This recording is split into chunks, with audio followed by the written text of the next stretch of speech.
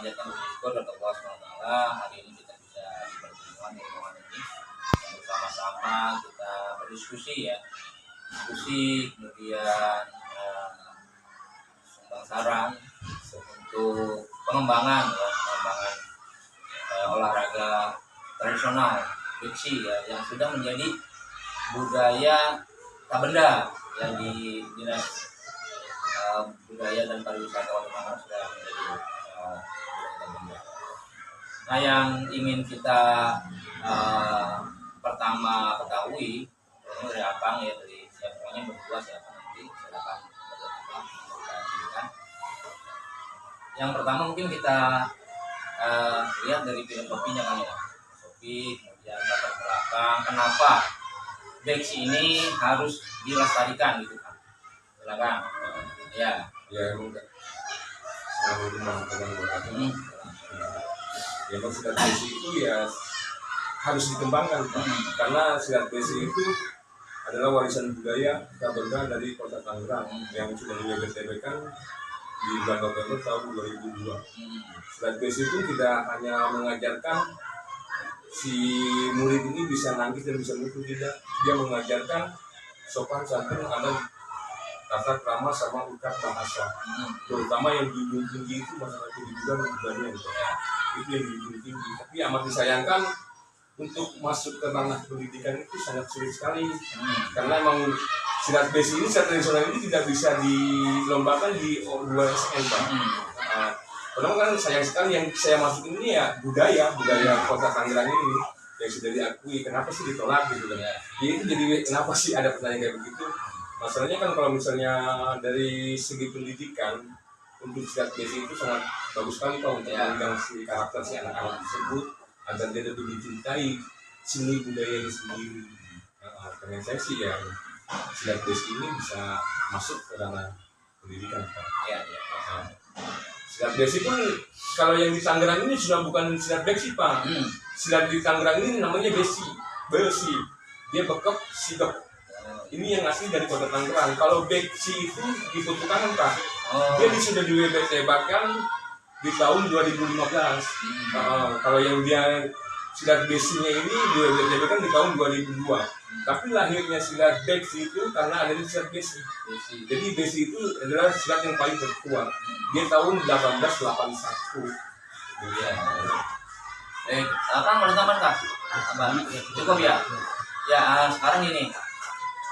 Kalau saya nih punya saran, yang pertama pengembangan kita ini kan di Gerendeng 1, Gerendeng 2 kan masuk ke gugus 3.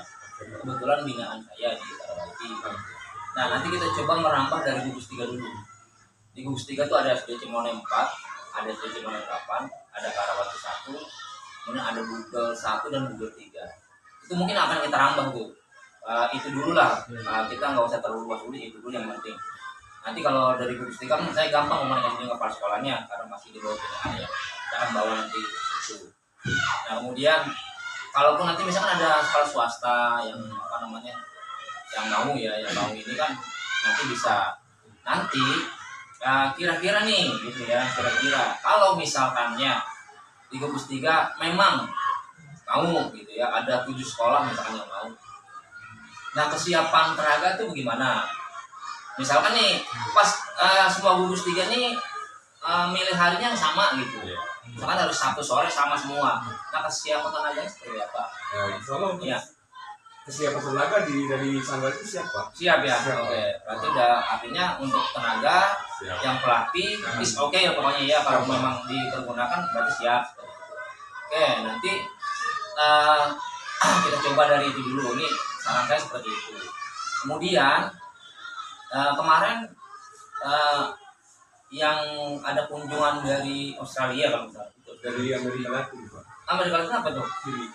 Chili. Dari Chili itu gimana tuh ceritanya? Dia datang dari Chili, emang sengaja datang ke Indonesia untuk melihat langsung silat tradisional yang ada di Indonesia. Kebetulan ya alhamdulillah sanggar silat besi itu yang dikunjungi pertama kali Pak. Dia melihat di situ, jadi dia nggak mau melihat di video atau melihat di YouTube atau di internet, dia nggak mau, dia pengen melihat langsung terjun ke lokasi. Dan dia juga pengen melihat langsung, begini loh cara pendidikan yang mengajarkan silat besi ini di Indonesia seperti ini, ajakan silatnya seperti ini. Jadi dia studi banding di situ Pak. Dia melihat, terus dia seperti apa sih metode pembelajarannya, seperti ini. Jadi dia belajar langsung di situ. Ya. Kemarin ada 12 orang kalau nggak salah. 12 orang. Ya. Banyak ya. Ya. Nah, kemudian tadi sudah kemudian kalau misalkan nih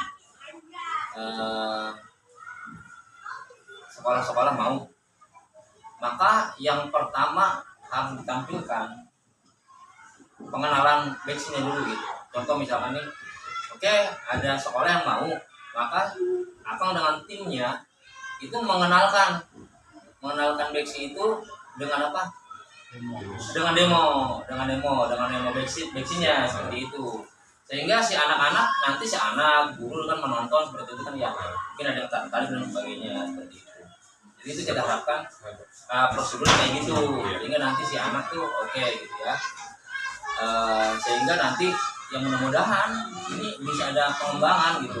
Dan gini kan ini sudah masuk dalam budaya Kabunda di dinas pariwisata budaya dan budaya masyarakat ya. Sudah ada upaya belum ke Budpar itu? Kan kalau kita pengembangan kita berbiaya, betul kan, kita berbiaya. Sudah belum dari Budpar itu memberikan semacam kontribusi biaya? Kalau dari dinas budaya dan pariwisata itu selalu mensupport Pak. Ya. Kalau misalnya kita nih butuh apapun sama dinas itu disediakan. Gitu. Iya. Kayak kemarin saya disediakan matras, dikirim 25 lembar sama pihak dinas. Sound system dikirim juga. Buku Marawis dikirim satu set. Iya. Tapi kalau untuk dalam hal dana ini misalkan. Kalau dana apa? Dia buka barang. Belum barang. Nah, maksudnya kan kita ambil contoh nih, yang namanya pelatihnya kan memang perlu juga kan. Ada nggak support ke arah sana? Nggak ada sih Pak. Nah, kalau nggak ada nanti coba didorong Pak. Didorong untuk kami nih, bukan berarti saya menyampaikan Akang dan teman-teman yang lain untuk hal itu tidak. Saya yakin bahwa ini kan kalau ini mah kecintaan nih. Beda memang orang cinta dengan olahraga ini, kemudian dengan orang yang mencari gitu ya, itu beda gitu. Yakin kalau saya yakin. Cuman kan yang namanya kesejahteraan juga diperlukan juga gitu. Kali aja dia ada kontribusi buat ini termasuk pengembangan juga gitu. Nanti coba soalnya itu Pak, kira-kira kami punya pelatih sekian gitu. Tapi nanti itu nanti dilakukan setelah misalkan ada sekolah-sekolah yang sudah mulai minta tuh. Misalkan ada sekolah-sekolah nih dari Karawaci, misalkan ada taruh 10 sekolah lah yang minta.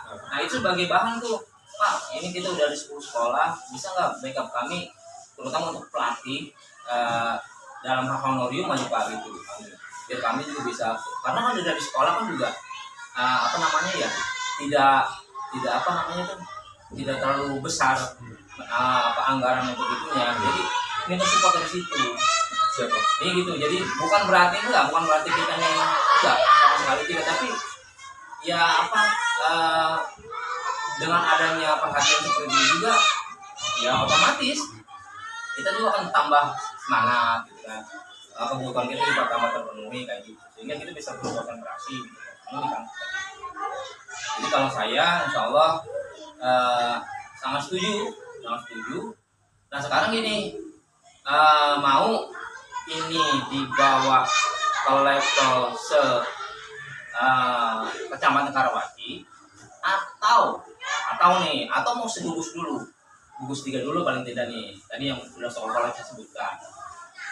Kalau misalkannya kita masih hanya cukup segugus 3 misalkan, mungkin saya tapi kita akan ngadep ke Pak Koril nanti, kita minta persetujuannya. Tapi kalau memangnya Ipan perlu bagus buat ini, nah kalau bisa nanti kalau ada video yang kunjungan dari Cili itu, saya kan sempat melihat di ini ya, di foto yang di-share di grup Warang Karawaci kalau nggak salah, di grup Warang Karawaci. Loh ini kok ada deksi gendeng gitu maksudnya, foto seperti itu kan ya. Nah kalau ada videonya, nanti videonya juga bisa ditampilkan. Ini loh kita Pak Korwil Nanti kan ada pengawas kita ngomongnya lu Pak Kohil, kita udah seperti ini gitu. Artinya kalau orang luar saja sudah, kemudian dinas kota budaya dan pariwisata sudah juga mengaku sebagai budaya tak benda, kenapa sih pihak pendidikan tidak juga bergerak untuk itu gitu kan? Walaupun memang kita jangan bicara ini di lomba tidak seperti itu gitu. Gitu lah. Seperti itu.